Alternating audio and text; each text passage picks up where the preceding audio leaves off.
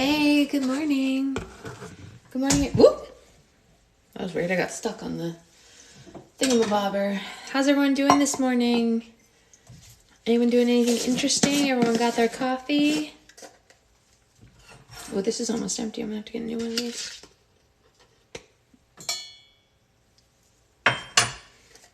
It's 9 p.m. here. Whoa, where are you that it's 9 p.m.? It's not even 7 in the morning here. It's night for you as well? Wow, it's night for a lot of you? That's interesting. Why do I keep getting caught on that thing? All right, what? Wait, why is that one different? Oh, I didn't realize that. Interesting. All right, we're gonna roll with that. It's almost 8 for you. Oh, very nice. Good morning. You live in Australia. That tracks. All right. Well, let's get to making our stuff. Let's get to making it.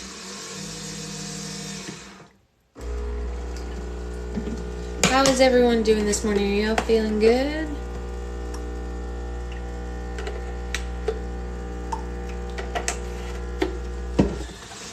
Everyone good? Everyone happy? You live in the Philippines. Wow. We've got some faraway people here today. That is... I guess maybe it shouldn't be surprising, but there we are, no less. There we are, no less.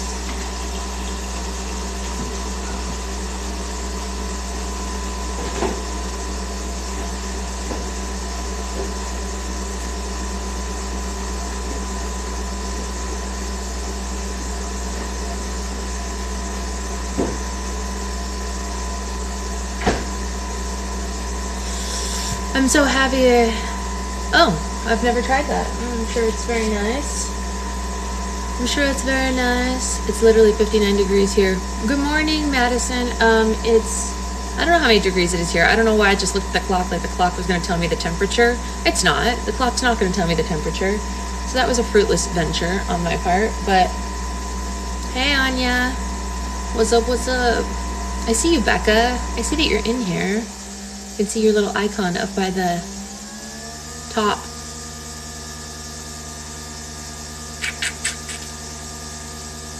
I'm like awake, but not all at the same time. I really need this coffee. All right, here we go. Boom, boom, boom. I've said a few things. Oh, really? I didn't see them. Come on, come out. Now the question is, do I add another shot? You know what I mean? Like, man, that smells good. I might need a shot, but maybe I'll save it for later, you know, and have it in a second cup.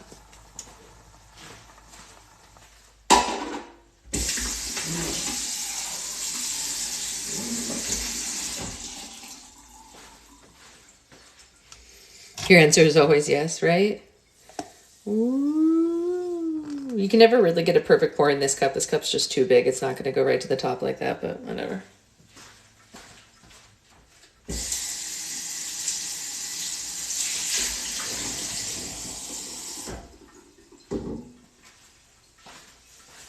All right. Hey, Justina. Did you know your emails still have a New York address? What emails, Becca? Oh, like the what do you call it? The like your order is confirmed emails? That's weird. It should have the Antonio Plaza address. Interesting. I'll have to look into that or ask Kaylee to look at it for me because I hate doing stuff like that. It drives me freaking nuts. I hate working on computer stuff, which really sucks because today I have a lot of computer stupid stuff to do, but it is what it is. Oh God, sorry about that. That was so loud and so awful. It has a New York post office box. Oh, well, all right. I'll fix that. Maybe I will. Maybe I won't. Just kidding. I mean, do you know Blackpink? I don't. I know it's a band or something, or like a K-pop something, right? That's all I know about it. I don't know anything beyond that. Sorry. Or is it a song? I don't really know.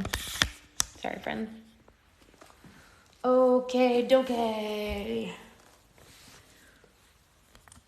That is right. Oh, good. I'm glad that that's right. I don't know if it's just too early. I don't know where all of our book club people are. Oh, you know what I didn't do? I didn't download yesterday's to upload it.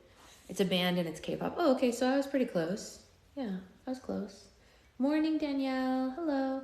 We are reading Wasteland, which is the second book in a series by John Doyle. You might know him from Turner on Allen. That's okay, Becca. It's not your responsibility. I was just thinking it's probably just too early.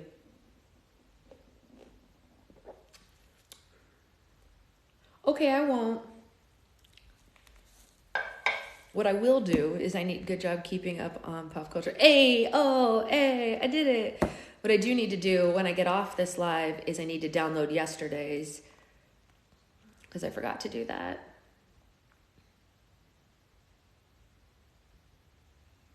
Yeah, I forgot to do that yesterday. Both Anya and Becca, neither of you don't have to do that. There's no you're not, it's not an obligation by any means. I was just like, oh, I know. Sorry, I had the hiccups. There are a couple people who are following along. Yada, yada. Hey, Renee. What's up? Let's see what we can get read today. I feel like I look like I'm going through something up here in the eyes, but I went to bed around midnight like a normal person. I didn't do anything crazy. I wasn't like out or whatever. I always love a Becca share. Aw, that's so sweet. That's so sweet. I love it too. But my eyes look like they're dealing with something that the rest of me is not dealing with. What it is, I don't know. Can you try mixing kinetic sand and slime in your videos? I mean, I can, but I can tell you what's going to happen already because I've done it, which I know isn't what you want to hear, but it melts it and it ruins it forever. I know it isn't an obligation. A few of us do it for each other. That's really sweet. I'm glad that you guys do it for each other. If I had a way to do it without getting out of the live, I would do it. At least you got sleep. Yeah, I did. I got a little bit of sleep. Like, a good 5 hours, I'd say, of sleep. Morning, Abby. Morning. Yeah. What about everybody else? What's everyone drinking this morning? Everybody got their coffee? I got mine in my kitty cup.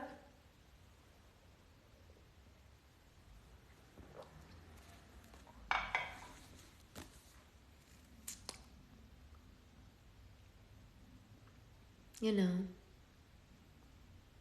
Hey, Tressa. Tressa, you are up early. Wait a second. I knew that you were up because we were talking, and it's still just... Morning for a minute. I've been too busy. I haven't drank a thing. You need to have water, Becca. Hey, coffee second cup. Nice. This is still my first cup. Elliot is up early. That's why. That'll do it. Who all has kids that's in here that wakes them up mega early? I don't. And yet here we are. You haven't had anything either. Y'all. Well... Anya, you're in California, right? So that makes a little more sense. Yep. I always wake up at 5 a.m. and it's still dark. Yeah. Mine got me up at 2 a.m. 2 a.m. That's worse than 6 a.m. 2 a.m. is worse than 6 a.m. My kid's like sleeping in. So does Zoe. Yeah, she's a sleep inner. I'm in New York, so I was up at 6:40 Eastern time. Nice. So pretty much the same as what it is for me now, more or less, or what it was when I started the live. I started the live at like 6:50.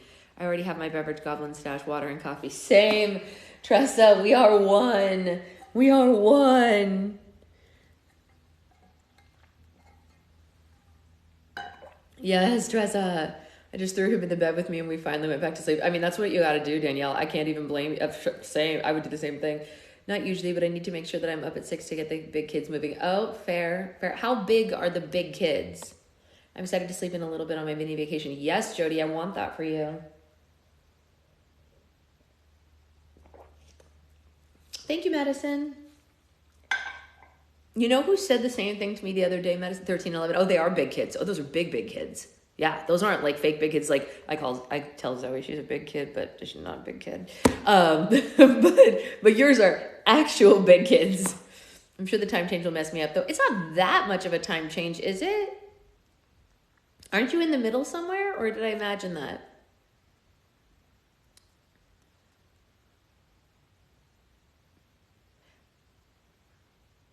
Three hours. Oh, you are all the way on the other side. Okay, you're right. It's not fun. I can't even lie to you. The time change is not fun.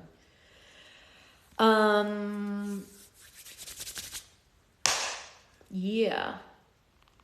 Yeah. All right. Shall we read? Me and your child have the same name. She's not my child. She's my niece, but Zoe's a great name. Yes, they're full teens, and I was crazy, and now I have a 3-year-old. I mean, do they help? Why did I think it was 2? It's not 2. It's 3.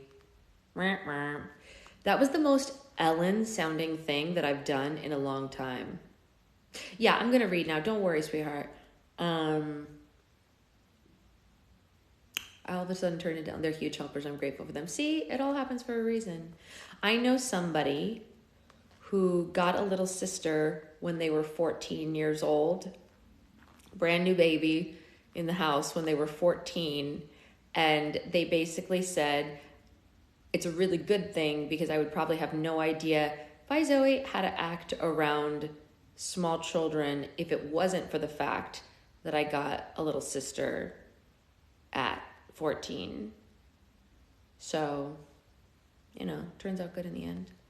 My oldest was 20 when he was born. See, there you go. I mean, it's not the same, but it's like similar, How many do you have total, Amanda? How many children is this? My great-grandma has 3 kids, 11 years apart each. Whoa!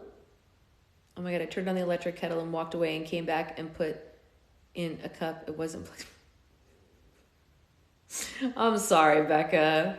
Womp womp. Ellen is fantastic. I might have binged a handful of her TikToks. I'm not judging you, Amanda. Listen, Amanda, we don't judge people on how many kids they have. Besides, Becca made 3 at once. That's, as Ellen would say, a poor choice. My grandma and great were pregnant at the same time. So weird. That is weird. That's some Father of the Bride 2 stuff. My mom got a little sister when she was 24. Wow. I thought there was a big gap between my brother and I. I was 8 when my brother was born, and that felt like a big gap at the time. Now that we're adults, 8 doesn't feel like literally anything. It's like, whatever, drop in the bucket, except for, I'd like him to step up sometimes. But other than that, 8 doesn't feel, hey, Shelly. My nephew has an uncle a month older than him. Brother-in-law's mom was pregnant. Wow.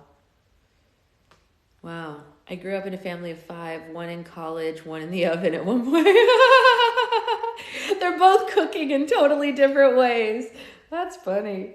Oh, wow. My aunt is 7 months younger than me. Wow. Yeah. No. Interesting.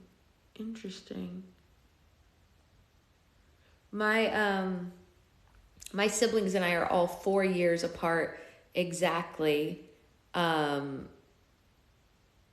Yeah, like we were each 4 when each other was born. It's pretty solid. There were rough times, like age gap wise. Sometimes in our youth, that was not the greatest age gap, but now it feels like pretty much nothing. We don't even notice it anymore. Like, people see my sister and I together, and they would never even know. You could, like, I'm sure the majority of you have seen Catherine. Some of you guys are making me laugh.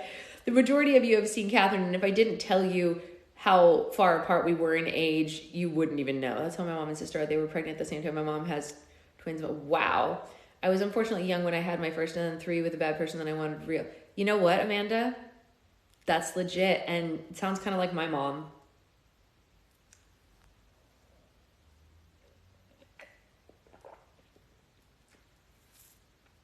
Yeah, I don't blame you, Amanda. There's no judgment in that. Yeah. Yeah. All right. Let's get to reading because I do have to jet pretty much like right at 8. My friend's parents had her super young and they weren't together. And when she was 15, they got married. That's super rare. That's so rare. Des just posted the slime that she made and it's so pretty. Aw, my baby. I love Des. Okay. Let's read chapter 21. Chapter 21. Oh, my love, my darling. I closed my eyes and I heard the first melodious words of Al Green. Wait, what? This looked like it was the lyrics to... Okay, whatever. And then I cried. Thankfully, I had foreseen my breaking down and had just borrowed Sam's Zune, informing him that I'd get it back to him tomorrow. The big man had simply nodded knowingly, almost as if he knew that I wanted to jam to Green alone, and he'd left me. Yeah. And time goes by so slowly, and time can do so much. Are you still mine? I exited the igloo I'd been setting up in, and I was located on the outskirts of the camp, which was good because I didn't want mostly women, to see all of the powerful things that the paladin they had already been whispering about could do in the wonder of a day. And I didn't want them to see me cry because I'd heard a song that reminded me of home. The one thing I'd most likely never see again. I walked away from the meager lights of the camp and headed for the raggedy elevator that I was riding in when I'd lost my right arm. Climbing in, I hit the red button. Yeah, he must have covered it, I assume. Must have. Then the gravity of my situation and how much I hated it came back to me in full force. It was my fault, really, all of it. Chloe and her father were both killed, and Piper, the Viking woman of my dreams, was stranded in the future while I died right along with Chloe in a monster explosion. Lonely rivers flow to the sea, to the sea. But instead of staying dead like any normal person who'd finally run out of cement on the road of life and paid his dues with his life like a good little soldier dying to save the world, I was brought back as something considered to be bottled salvation to a frozen wasteland. The only person I was interested in saving at that moment was Piper. I didn't know how yet, but I would not rest until I got her back to Svalbard. She left with me on a hellish date across time and space that lasted over 3 years and was, by far, the worst date in history, or in the future. The least I could do was drop her back off at home when I got the chance. Time goes by so slowly, and time can do so much. Are you still mine?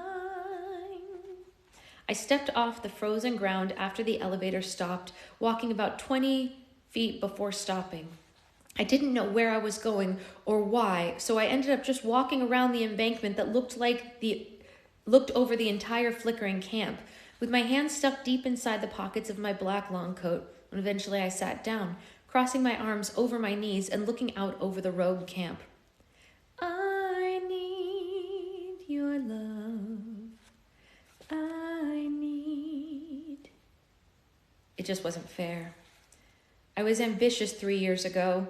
I didn't have crazy life-altering plans for my time travel. All I wanted was a real-life history lesson. But I had to save the world, right? Right? Time can do so much. Amen to that, I muttered to myself. I realized, right then, that I needed some sort of a plan. So I laid out what was going on in my agenda for the rest of the foreseeable future. First thing still on my list was finding Dr. Cross and making him pay. So the next list was all the things that I needed to obtain to make that happen.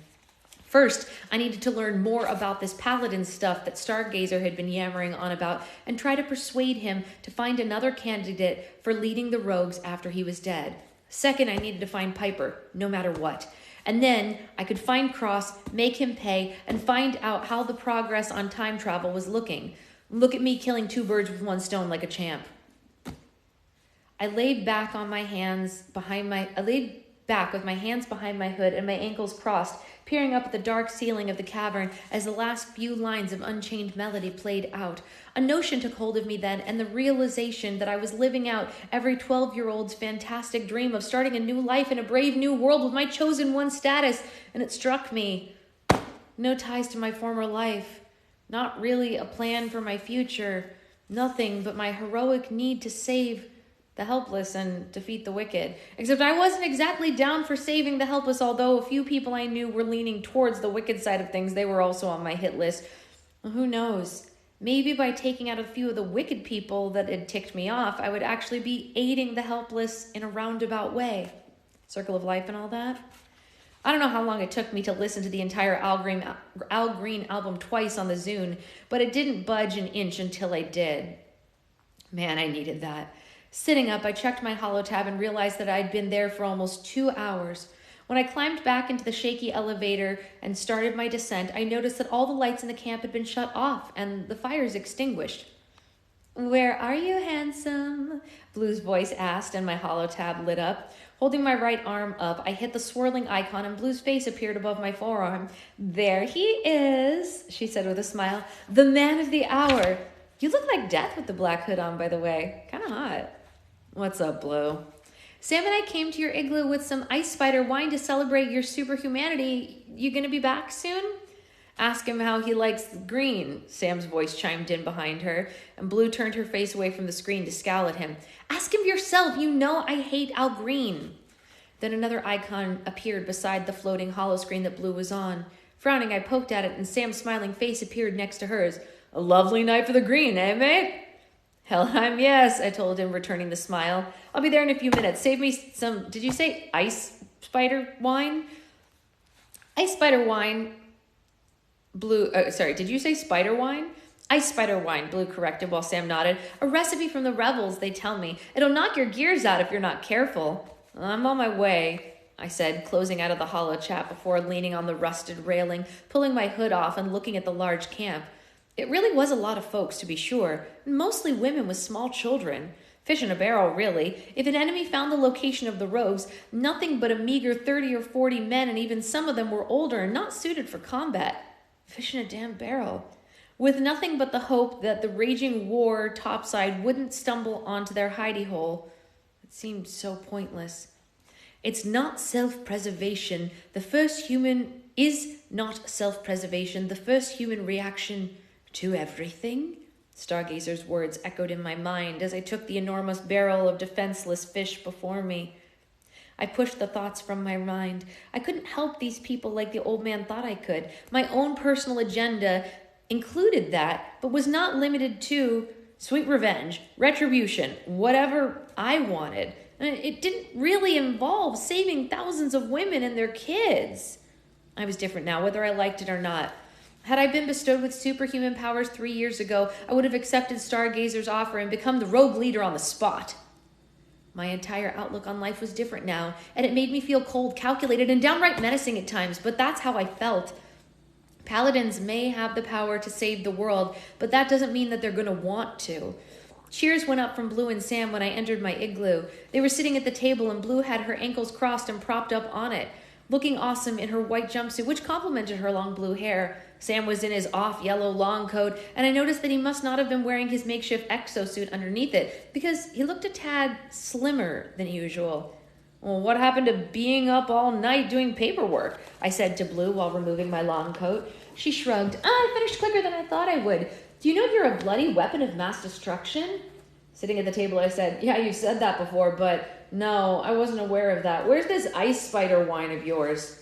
I noticed that they each had a small cup that was only half filled. "You guys didn't really have to go easy on the stuff to save some for me," I said to them. Sam opened his mouth to speak, but Blue cut him off. "Of course we did. Here," she said, leaning forward and grabbing the jug and pouring me a tall glass of the black liquid. "We wanted you to have some."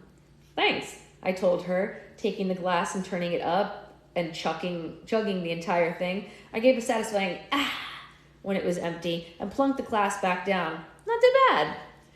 It tasted like sour raspberry tea, actually, but better than snow melt. And then I noticed that Sam was looking at Blue with his mouth dropped open and his eyes bugged out. Something wrong, Sam? I asked, but Blue refilled my glass. He was still blinking at her when I downed the next glassful. Are you trying to kill him? Sam finally managed to get out. Relax, mate, Blue told him in a calm tone. My theories are never wrong. What are you two going on about? Oh, ice spider wine is toxic in large... Oh, excuse me. Rewind. Hey, Grace, good morning. Ice spider wine is toxic in large amounts. Most people can only take half a cup a day, Blue said casually. But the Z90 in your body is impervious to any infection. You can't get poisoned or sick or even drunk. No kidding, I mumbled, staring into my glass and frowning. And you're not hallucinating? Sam asked, truly perplexed. When I just shook my head, the big man put his cup down, pushing it away. Oh, there goes my record. Blue turned her cup up and finished hers, shuddering as she swallowed and then exhaled in a short breath. Phew, that stuff's hard. She went to pour herself some more, but Sam stopped her. You've already had too much, Blue. Ease off. Says the X, she countered, pulling her arm away and pouring herself a cup. And then her head hit the table with a resounding thump, and she was out. Told you, the bloody blue-haired Sheila, Sam said, muttering, shaking his head. That stuff's really potent, I said, poking Blue's shoulder. How long do you think she'll be like this? Wait for it, Sam said with his arms crossed and his eyes closed. I waited for a few seconds, and I was about to ask what I was supposed to be waiting for when Blue shot back up with a small snort and shrieked, Lightning, man! She cut her widened eyes at us before narrowing them in suspicion. What are you two doing here? Anyway, you should be asleep. Sam motioned to the jug of ice spider wine, raising an eyebrow at her. Oh, she said, laying a hand on her forehead. Well, why'd you bloody let me drink so much? It was an odd thing to bear witness to because she hadn't even drunk a full cup before passing out. Well, he tried to stop you, I told her, refilling my glass. Figures the same stuff could knock someone out with a sniff with a sniff was like grape juice to me. I couldn't help but think that with any drinking contest in the world, I would win any drinking contest in the world if I were back in 2012, and I immediately regretted thinking about home. Someone finished a workout, but I can't tell who it is.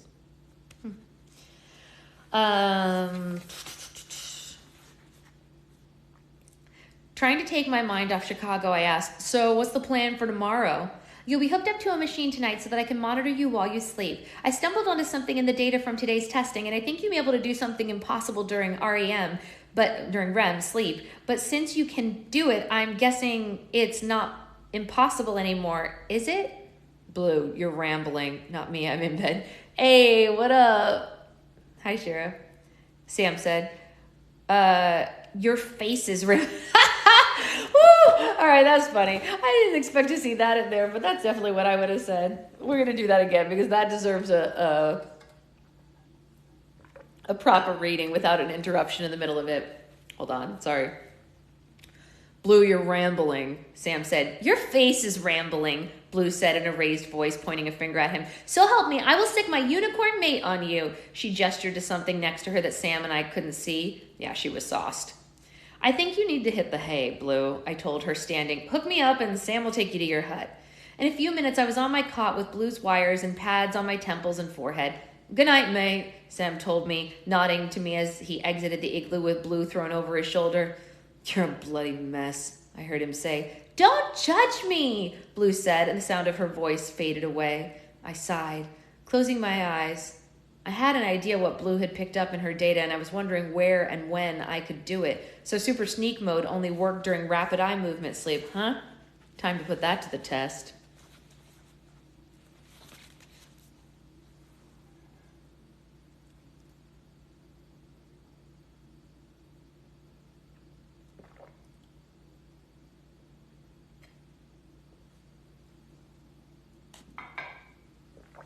Chapter 22. See how many pages chapter 22 is. Oh, it's short. The road camp was kind of a depressing place when it was empty. I mean, don't get me wrong. It wasn't exactly Disneyland when there were people milling around tents and huts and igloos in the first place, but it seemed even more glum when it was lifeless. I trudged through the camp in super sneak mode, worming my way around slowly through the shacks and smoldering ash of put-out fires. I wasn't sure where I was going, but I figured that the longer I stayed in SS mode, the better. Reading, I guess, that Blue would get on her device or something like that. I'd been walking around the camp in random directions for almost half an hour when I turned a corner and ran into someone, starting as the girl who was out for a midnight stroll phased through me. I turned, watching her walk away before quickly falling into step behind her. You might say I was snooping.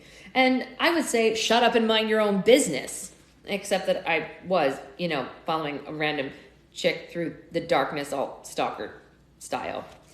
She stopped at a tent that had a flickering light behind the canvas and stepped inside. Since I wasn't exactly feeling private, I walked through the side of the tent, and there were 3 others inside. A woman who looked to be in her 40s, who also looked like she wasn't feeling the best, and 2 other girls between the ages of maybe 5 to 10. The girl that I've been following was probably around 16, so I figured as I watched her get on her knees beside the mat that the older woman was on. You guys. This is all Sasha could spare, Mother, she said, reaching out into her overcoat and pulling out a wrap bundle. I've already eaten, so you and the girls can share this. There's a character named Sasha in this book.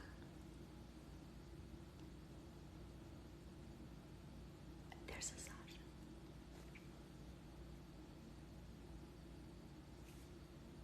I'm going to DM him the minute that we get off this and be like, you wrote me into the book without even knowing me. He literally manifested me into his life. John was like, I need a friend named Sasha who feeds people. This seems correct. If you know, you know. You lie like your father, the girl's mother said, her voice barely audible and weak sounding. We can all share it, Kat. Shaking her head, Kat handled the bundle to her mother. Sasha said that the next chance of food raid is over 2 weeks away, and we're already running out. I'll get the lines earlier tomorrow.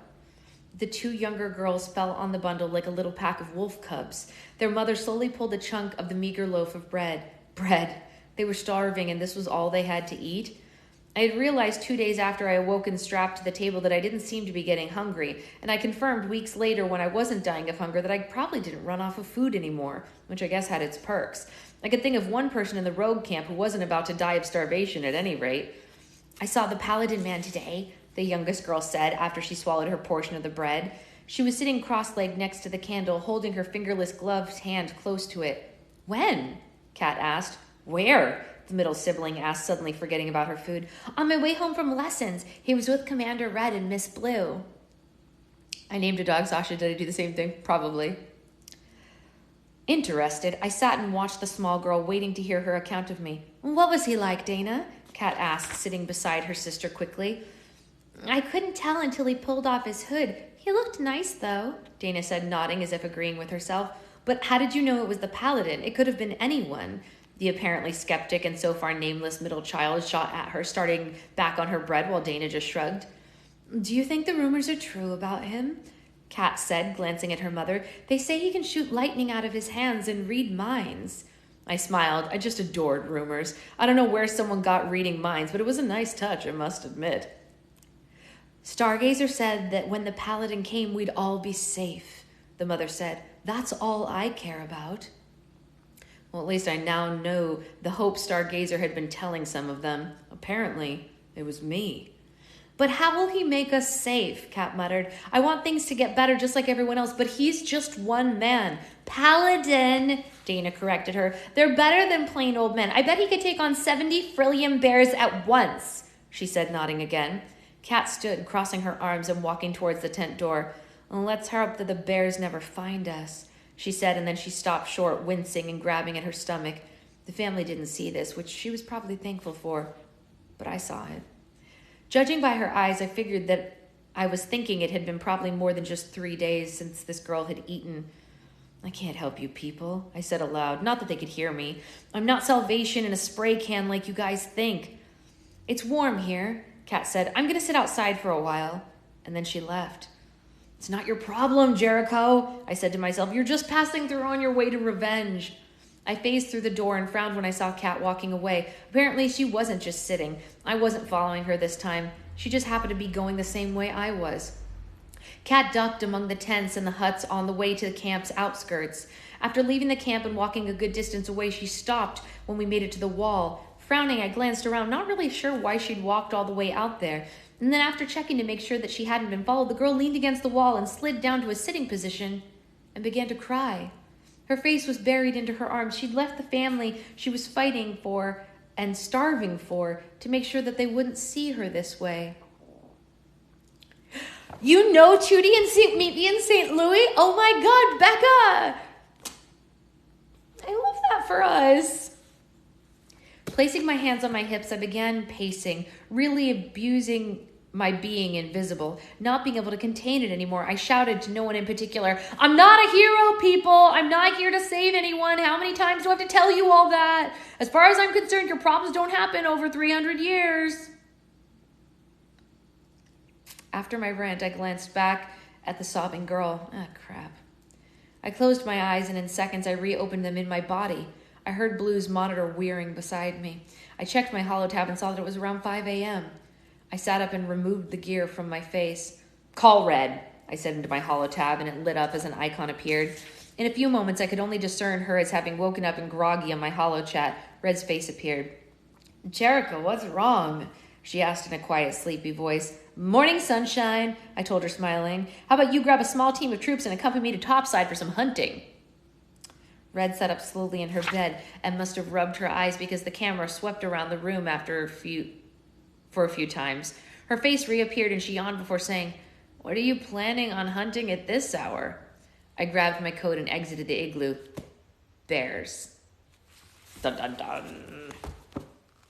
Dun, dun, dun. One of the lines that I always quote from Meet Me in St. Louis and no one ever gets because it's super obscure and that's what it means to have a spicy brain is I'll always say, I can do the cakewalk if Esther does it with me. And everyone's like, what? And I'm like, no, and never mind.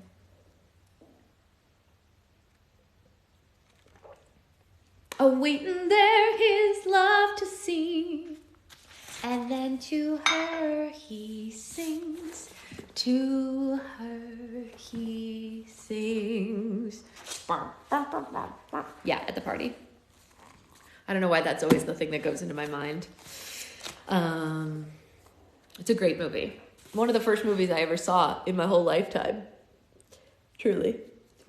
I saw Babes in Arms and Meet Me in St. Louis before I ever saw The Wizard of Oz. So as a Judy Garland fan as a child, whenever I would say that I like Judy Garland, people would be like, oh, like The Wizard of Oz? I was like, I guess. And like, don't get me wrong, The Wizard of Oz is good, but it doesn't hold a candle to Babes in Arms or Meet Me in St. Louis, you know? So I was like annoyed with them constantly. My sister recently sent me a picture of two of the characters in Meet Me in St. Louis, specifically the two sisters when they were getting ready. And when Esther says to her sister, she says, maybe I have too much bloom. After her sister says, men don't want the bloom rubbed off. And my sister was like, I think you need to do a breakdown of like the character dynamics here and what it means for feminism and like all these things. I was like, oh man, I don't know. I'll think about it. But we were just talking about that because we love it. I love it. Awaiting there his love to see.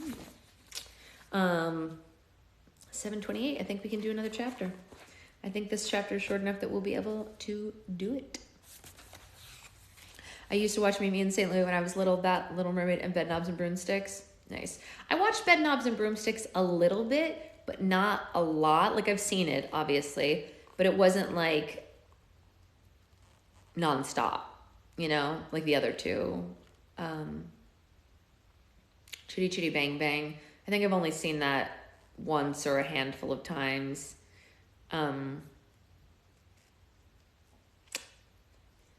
But it was all about Judy for me. Like I'm doing a thing. The reason I have to go pretty much like right on time today is because I'm mentoring a group of musical theater writers in this thing. I've never seen Dirty Dancing, but I had to submit a bio for it, and I forgot that I had written the bio last year when I did this last year, and I went back to read it to like edit it for this time, and one of the lines in my bio says, Sasha was raised on a strict diet of Judy Garland and Disney princesses, which pretty much informs exactly who she is. And I was like, you know, it's true. It's true. I watched Chitty Chitty Bang Bang so much. My parents loved that movie. That's so awesome. My mom was definitely a Judy and Mickey girl. Definitely a Judy and Mickey. Like, putting on a show in your backyard. The whole shebang.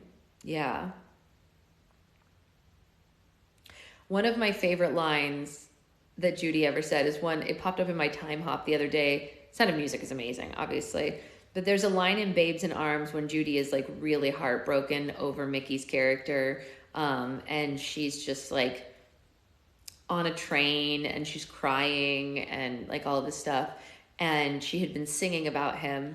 And she said, she says, if your show's a flop, you'll find you can't eat glamour for breakfast, because he hired someone who was more famous than her for a show, but not as talented. And I have said that line so many times in my life as a result of my work, because it's true. It doesn't matter how cute or famous you are. If your show's a flop, you can't eat glamour for breakfast. No. You've never seen it? So here's the thing. I will tell you, I love the movie Babes in Arms for a number of reasons. I'm sure a ton of which have to do with watching it so many times in my childhood and that like nostalgic love memory. It also has some of the best songs and some of the best scenes between Mickey and Judy pretty much ever. However, I cannot in good conscience give it a blanket recommendation, because there is a very problematic scene. However, how do I say this? Okay. So there is something in it that is genuinely a problem. Okay. There is something in that movie that is actually problematic, not like fake people just want to find problems in anything problematic. However, it was also made in the 30s, right? And it was a very different time, and they didn't think the way we think. And a lot of people try to use that scene to speak poorly about Judy and Mickey, but I will not stand for that. And I always argue against it for multiple reasons. But the main reason that you cannot fault Mickey and Judy for the scene in that movie is that they were literally underage children. I mean, they were teenagers, but that's an underage child as far as I'm concerned, under contract to one of the biggest companies in the history of the world. And they were constantly being threatened that their families were not going to eat unless they did what they were told to do. And so, yeah, Mickey Rooney, yeah. So if they did not perform these things, they would not get paid, and they were the breadwinners for their families. And that's a lot of pressure to put on any teenager in any time period in the history of the world. And both Mickey and Judy proved in their adult life that they are good people, and that they did not believe the things that they did not believe in the things that were in the movie. So I don't blame them, just like I don't think you can blame any teenager for stuff like that. You know what I mean? Like when you, exactly, you would do anything to feed your family. And also it was a different time. It wasn't seen as bad. So even if it made them uncomfortable, what were they supposed to do? You know what I mean? And their adult advocacy work, I think, speaks volumes to the fact that that was not in their soul. And I don't think that we can hold them responsible for contracted things as teenagers, because legally their parents signed them away to these contracts. Like it's not like you're a teenager, you can't sign a legal document. Your parents have to sign along with you to say like, yeah, take my kid, make them do whatever you want. And their parents signed them away to those things. So I have a lot of grace and sympathy for any of the young child performers over time, but especially the ones who were a part of the studio system. I have an immense amount of sympathy and grace for them. So I guess that's the long-winded way of saying I love that movie so much and I want to recommend it, but it's hard. I might say like end it before the last scene. Maybe don't watch the last scene. When I was a child, I didn't understand why the last scene was a problem because it wasn't presented as a problem in the movie. I give grace to anything really old anyway. I feel defensive. I remind myself. Yeah, I don't give grace to anything, but situations like this, I think, warrant us being kind. You know what I mean? Because it's not like they were born in 2014 and went and did this. You know what I mean? They were literally born at the turn of the century, and they had their lives signed away when they were, for Mickey, 5 years old, and for Judy, 11 years old. You can't make decisions at that age. What are you supposed to do? You don't know anything, you know? And honestly, if we're being legit about it, I'm guessing that the studio heads who put, hi McKenna, I'm guessing that the studio heads that put that scene into the movie also probably didn't think it was bad at the time. Is it bad? Yes, it's bad. But like, they probably didn't think it was, you know? So, I don't know. I have a really, like, it hurts my heart. Is it upsetting? Yeah, it's the last scene. It's the last scene in the film. But I guess the one good thing I will say about it, this is actually, now that I think about it, they probably should just do this. The final scene in the movie, the part that is a problem doesn't actually have any bearing on the plot. They could probably remove that and it would have it wouldn't upset the rest of the film at all.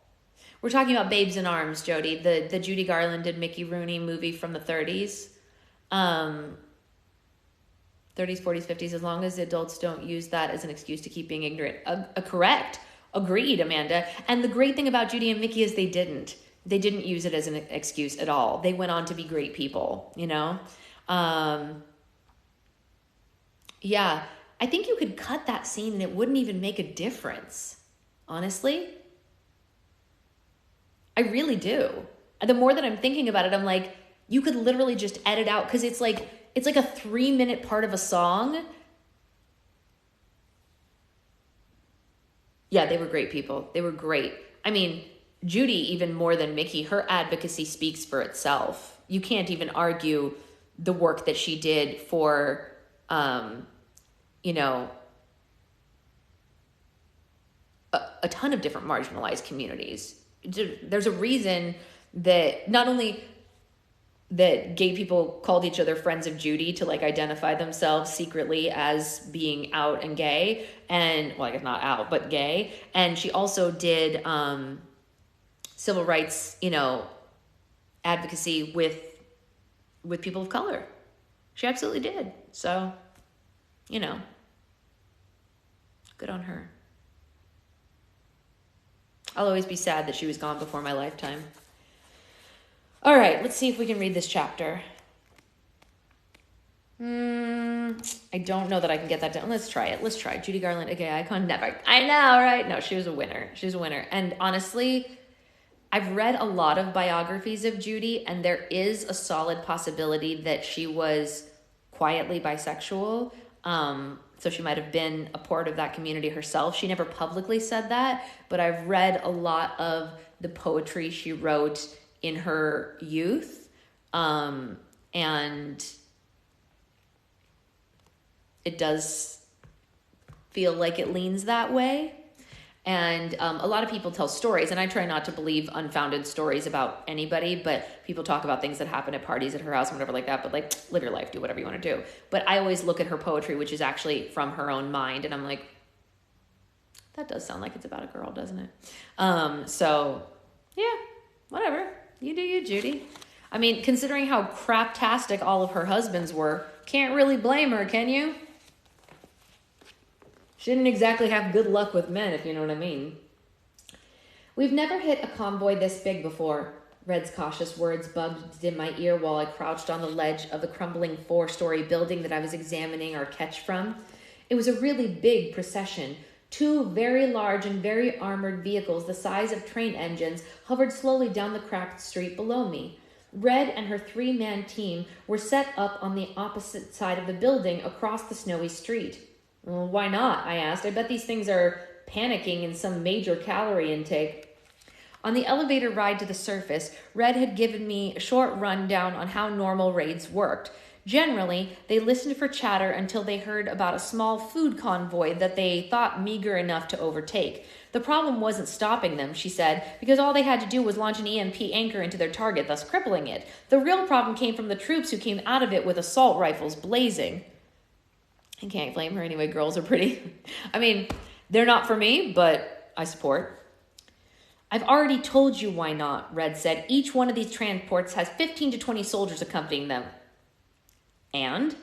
I heard her sigh before asking me, so what's your brilliant plan here, Paladin? I stood, rolling my neck around. I'll take out the convoys. You guys just snipe anything that tries to make a run for it. You're insane, Red said. You may not believe this, but you're not the first girl to ever tell me that, I countered, smiling in spite of the oncoming bout, of which, might I add, I was thoroughly looking forward to. Ready? If you argue with me, I'll sue you.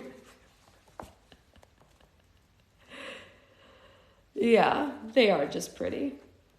Save your anchors, Red, I told her. I brought my own. And then I jumped off the ledge head first. I aimed for the first convoy, flipping once halfway and landing on the front of the armored hovercraft in a crouch, denting it slightly. I focused my juice and slapped my hands on the cold steel. Instantly, I felt power from the craft flow into my hands and up my arms to my shoulders, head, chest, and then onto my legs, blue electricity jolting out of my entire frame. The tram shuddered once before dropping onto the street. Completely powerless, the hatch opened almost immediately, and a masked trooper plopped out, wielding an assault rifle. I wasn't able to make it to him, even if I tried. The first round of bullets evaporated almost 3 feet from my body, and after wasting a ridiculous amount of ammo, the man stopped firing long enough to gawk at the invisible lightning familiar in front of him. Morning, I said simply, blasting him with a small bolt, rushing forward and grabbing the lifeless man and flinging him into the snow. And then I turned both hands on the open hatch, blasting into the transport, filling it to the brim with volt after volt. First tram down, I said. Scan it to see if I missed one. And then I ran the length of the transport and jumped the wide gap between the convoys, landing on my last target. I'm thinking that the second armored craft had more warning because the first thing that I greeted upon landing on it was about 10 armored soldiers, 5 of which were wearing large, wicked black power armor that I'd never seen before. Unlike a lot of people I'd had the pleasure of butting heads with lately, the bearers before me didn't waste their breath telling me to stand down. Instead, all 10 of them fired their weapons at once. Let me go ahead and let you guys know that of all the awesome items in my new Paladin arsenal, finesse didn't happen to be one of them at the time. Bullets came violently torrented out when I landed, and I turned up my power output, increasing the distance of my shield and keeping me baby blanket safe against the horde of lead aimed in my direction. I walked towards them, my shield getting closer to them and causing the troops to panic, cease fire, and then turn to get away from me. When they broke fire, I turned both barrels on them, throwing my hands up and unleashing the massive wave of voltage towards the fleeing bears, catching all of them in the blue whips of lightning. The soldiers in power armor were thrown a few yards, knocking them off their feet and exploding the black armor in clouds and fire of smoke, while the men not wearing suits were flung farther away, skidding down the snow-covered street and out of sight. How'd we do this, Red? I asked, walking towards the open hatch and peering inside. Do we just, take all we can carry or commandeer these things? Well, we've never had the chance to commandeer one, Red confessed. I still can't believe it. Be astounded later, lady, I told her, waving my arm at the building that she and her troops were on. Get down here and help me take these things back to camp. We're on the clock here. It felt good quoting Blue's comments from a few days ago. Red leapt off the roof of the building in her armor and engaged the blast on her feet to close to the ground and cushioning her fall. I noticed that she still left a crater in the pavement. Whatever you say, Paladin. Please, no titles, I said, closing my eyes and holding my hands up modestly. In less than 5 minutes, I had juiced back up the first tram, and both food-laden transports were on their way back to the rogue camp while I stood in the streets watching them hover away. You coming? Red's voice said in my ear. In a bit, I answered.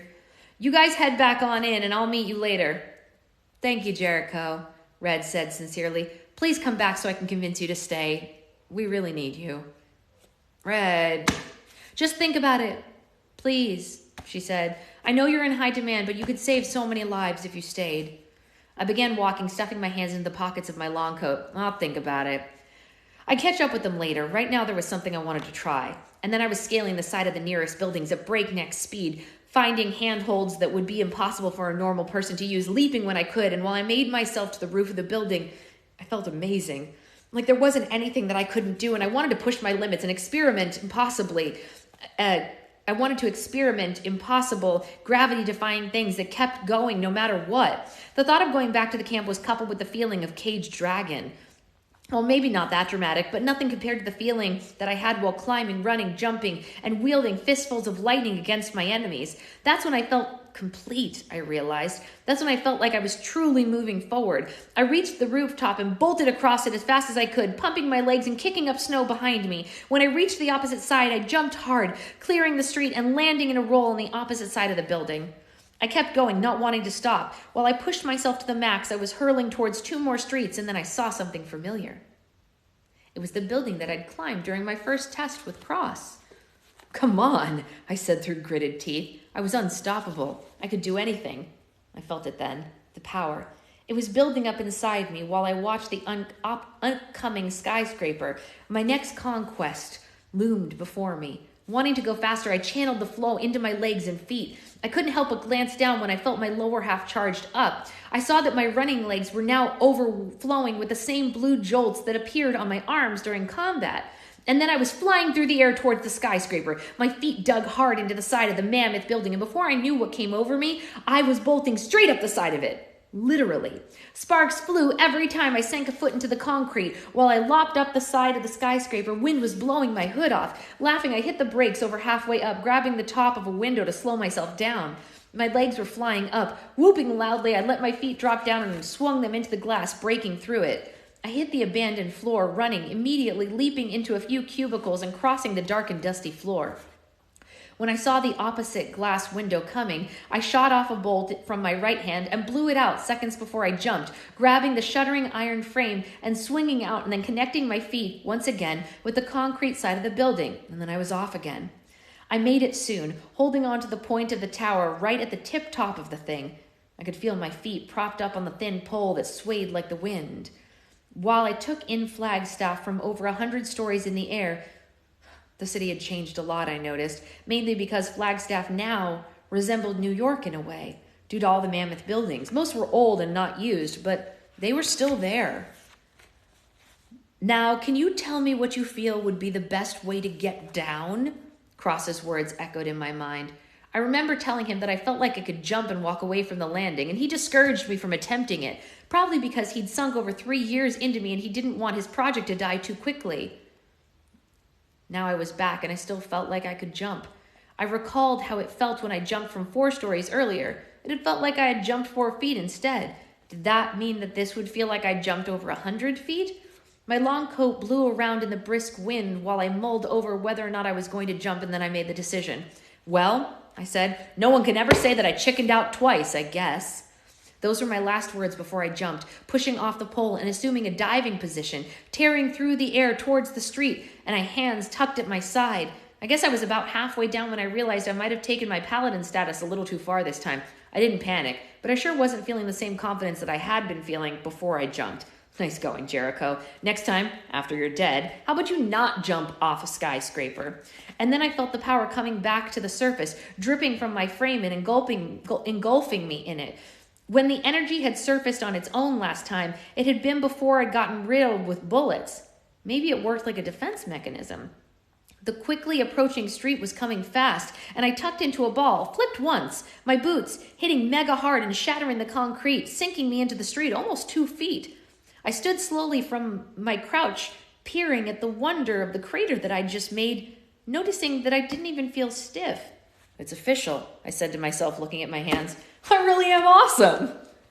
I used to boast this not too long ago when it wasn't true, and I just thought it was. Now I knew it for sure. I wasn't feeling puffed up and all that, just merely shocked. It's funny how that works, I know. I just felt like I'd gotten something out of my system. I mean, like I'm not sure what, but I did feel like I could go back underground now at least. I started back to the robe camp with my answer to Red's question in my mind. I would be sticking around for a while.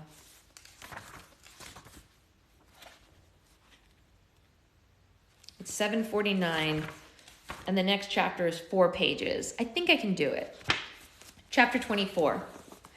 I was almost to the camp when my holotab lit up and I saw Blue was hailing me. Sighing because I figured she wasn't too happy about being left out of my raid, I tapped the spinning icon. "You're the worst future husband ever," were the first words she said. "Good morning to you too," I said, smiling at her. "We've been together for 2 days and you're already cheating on me with my sister?" Blue said, scowling. Red didn't have an ice spider hangover. "I wasn't hungover," Blue said defensively, "and even if I was, I still could have run diagnostics on you while you were out cooking bear meat." "You can come next time," I said. "How about you forgive your future husband and eat some of the bacon that I brought home?" Huffing, Blue turned her face away. "Like I'll have the will to stay..." But she turned her face away. "Like I have the willpower to stay mad at you in the first place. Besides, my dear backstabbing red-haired sister already ran the proper readings on you during the course of your affair topside. I also looked over the readings of your REM graph from last night, and after glancing at the data, I think we seriously need to talk sometime after you get through your awaiting fans." I frowned while pushing open the iron door to the camp. "What?" "Apparently, you're grabbing an almost 6-month supply of food and medical supplies in one shot has the camp up in a joyous uproar." "Ah, shucks," I said while I trudged down the short hallway that led to the rusted elevator. "Shucks indeed," Blue said. "I knew from the start that you were a lightning in a bottle, but now everyone else knows it too." Blue signed off and I walked the short distance to the cliff that overlooked the camp that seemed like it might be in the middle of a riot. "There he is!" I heard someone from over 200 feet down shout when I stepped into sight, and a loud cheer went up through the thousands of rogues. Red had driven the 2 trams into the middle of the encampment, and a soup line of sorts had already been set up close to the convoy where the rations were being handed out. My holotab beeped. "Get down here, mate," Red said, all smiles. "You're a regular bloody war hero from where I'm standing." When I was rich, I'd given millions to just about every charity organization that came calling, but this was different. I wouldn't have traded the feeling brought on by the true sound of thankfulness for anything in the world. The sound was wonderful, and while I listened, taking in the thousands of smiles, something clicked in my brain. This really was what I was born to do. Anything great I'd done or thought I'd done in the past was meaningless now in the light of what I was doing then, and what I was going to do. "The rogues will need a leader after I'm gone," Stargazer had said to me. I didn't know what to do exactly to help them if I took the reins. I mean, I was over 300 years out of the loop on how the world was supposed to work now, but after seeing my share of what the year of our Lord 2345 had to offer, maybe that wasn't such a bad thing. "Are you coming?" Red said to me. Without answering, I took a few steps back, taking a running leap off the cliff, and a chorus of gasps and shouts resounded through the crowd while I tore towards them, landing hard. The ground buckled beneath me, cracking. All was quiet at first, and once I stood, the cheers resumed. I walked towards the mass of people who parted, making a path for me all the way to the trams, nodding or saluting while saying, "Paladin." Some reached out and squeezed my shoulders, smiling at me. Some even dipped their heads in a small bow. I shook my head at them, some of the first bowers, trying to let them know not to overdo a good thing, but it didn't help much. Before long, almost all the other rogues had picked up on what the person next to them was doing, and they were all bowing. I'm going to argue that although it resembled a bow in more ways than one, it was really more of a long nod. Yeah, that sounds better. At least it wasn't a full-blown bow, because that would have been a tad bit bizarre. "Paladin, thank you, Paladin. Paladin, sir." My name echoed through the rogues as I walked towards the trams, and the people parted like the Red Sea, all waved for me. I finally made it to the rear armored tram, but just before I went to climb it a little girl rushed to my side, wrapping her arms around my synthetic leg. "I love you," she said, not wanting to break down in front of, everyone. I gingerly patted the straight black hair of the toddler. "Love you too, kiddo," I said. She released me, stepping back and smiling, waving a mitten-clad hand. "Bye," she chortled, skipping away. She looked familiar, and then it hit me. It was Dana, the youngest girl of the family that I'd spied on. Once I was standing on the tram, I turned to address the rogues. I wanted to say something inspiring, something that would make them lay a hand on the person next to them and scream, "Huzzah!" "Well, who's hungry?" I shouted instead, and the cheers roared. I was never very good at inspirational speeches. "Enjoy," I told them, walking across the tram to Red, who was out of her battle armor, standing with her hands on her hips and smiling. "Paladin," she said, nodding to me. "Commander Red," I said back to her, returning the nod. "Your sisters informed me that I cheated on her with you." "I never wanted that to happen," Red told me, her smile broadening. "I know. We need to stop this now because obviously I'm meant for your sister." Understood, she said. I had a good time, though. You were great up there. Flattery will get you nowhere with me, Red, I said, shaking my head once before glancing back at the mob lining up for food. So what happens now? Shrugging, Red stepped closer to me so that I could hear her over the crowd. That depends on you, Jericho. I know what Stargazer asked you to do, and I can guarantee you my utmost support if you choose to accept his offer. Why? I couldn't help but ask her. We must have looked odd just then, standing on the tram while leaning towards each other so we could exchange words. You know, I don't know anything about this place, or the rogues, or what you're even fighting for. You're perfect for the job, Red assured me, laying a hand on my shoulder at first and then surprising me by pulling me into a hug. I don't know what you plan on doing if you left, she said into my ear, but I know what you can and will do if you stay. You're just what these people have been waiting on for years now. You're a godsend, Jericho, a real godsend. And then she pulled away, lifting my left hand into the air and cheering, Paladin! And the entire camp joined in. Paladin! Paladin! Paladin! Aw.